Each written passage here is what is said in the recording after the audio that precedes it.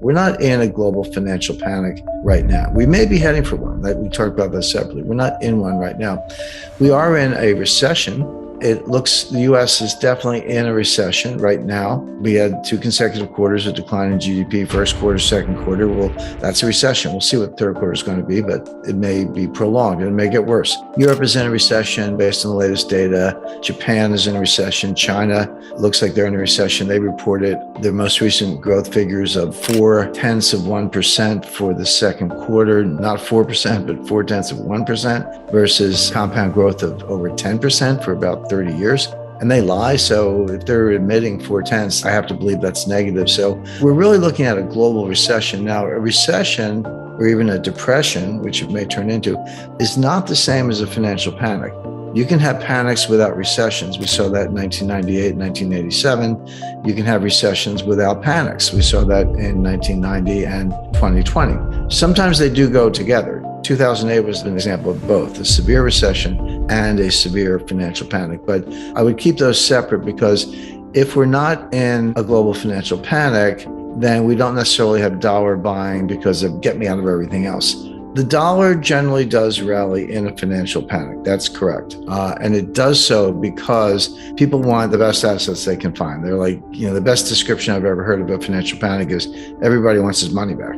Doesn't matter what you're in, get me out, sell it, whatever. I want dollars. Well, when you get the dollars, you got to go buy something. So you can leave it in the bank, but banks are risky. The problem in 2008 is the banks were failing, and that didn't quite happen in 2020, but it absolutely happened in 2008. So they buy treasury bills. They buy treasury notes. They're the safest assets. They may not want them for long, but you can buy a 2-year treasury note or a 6-month treasury bill. You're not in it that long and your money's safe.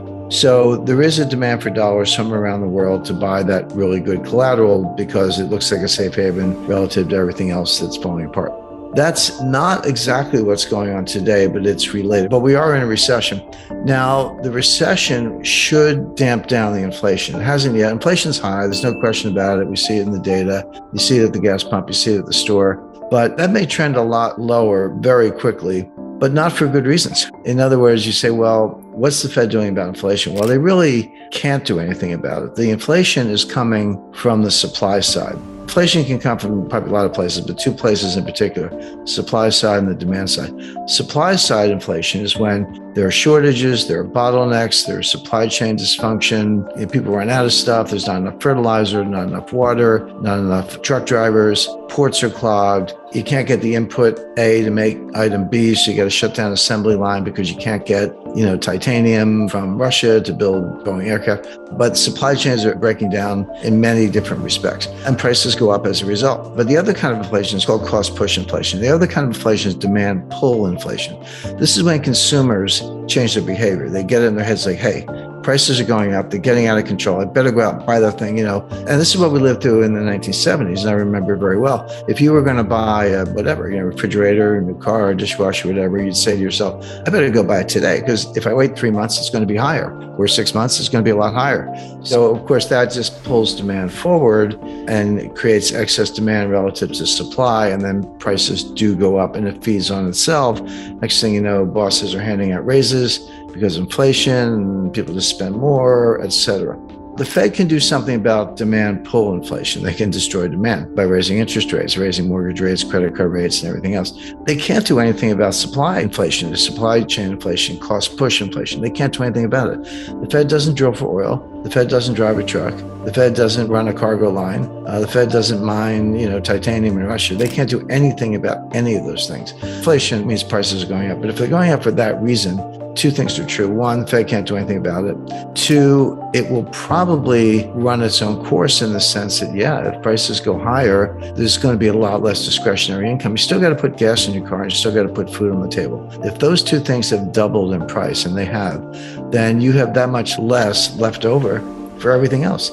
You'll say, well, I'm going to skip the vacation, skip the concert, skip the restaurant, a lot of things, new furniture. I'm not going to buy any of those things because all my money is going to buy gas and food. So you still get the gas and food, but not more. You just pay more. And the value of your dollar goes down, real wages go down, and you're not spending money on anything else. That'll put the economy in a recession real fast. That's happening. I mean, we're in a recession. I already said that, but it will get worse. Now, here comes the Fed, right? always a day late and a dollar short, or maybe too many dollars, but they always get it wrong, is my point. So what are they doing? Well, they're saying inflation in the numbers. They don't really seem to distinguish between supply side and demand side. And they're going to the Volcker playbook. Raise rates, raise them, raise them, raise them, raise them, raise them. That can get inflation under control, but only at the cost of a much worse recession, higher unemployment, business failures, people out of work. I say, who cares what the price of gas is if you're sitting home unemployed? The Bretton Woods institutions are still around. The World Bank kind of does what it was always supposed to do. The World Trade Organization is bigger and more powerful, but it does what it was supposed to do. The one that's changed the most is the International Monetary Fund, because we don't need swing loans for deficit problems anymore. You just devalue your currency. But they do make loans. Usually they're highly political, highly selective, and they do kind of work around the edges of global financial crises, but that really falls back on the Fed and the other central banks. So we're still in an age of Bretton Woods, but we're not in an age of gold. Bretton Woods pegged all currencies to the US dollar. And then the US dollar was pegged to gold at $35 an ounce. Now, by extension or, transitive law, if you want to use some sixth grade math, yeah, you were kind of pegged to gold because you were pegged to the dollar and the dollar was pegged to gold. But technically, you were pegged to the dollar. That made the dollar the kind of global hegemonic currency, if you will, but also left the UK extremely vulnerable because they had issued a lot of sterling, pound sterling notes denominated sterling to the Commonwealth countries, Australia, Canada, India at the time was still part of the British Empire, etc. They were technically redeemable into gold, but there's no way that the UK had that much gold. It wasn't even close.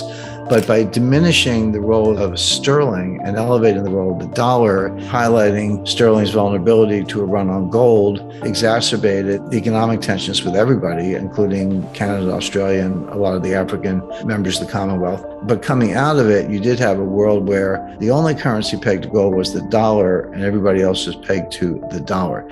Now, why did they do it that way?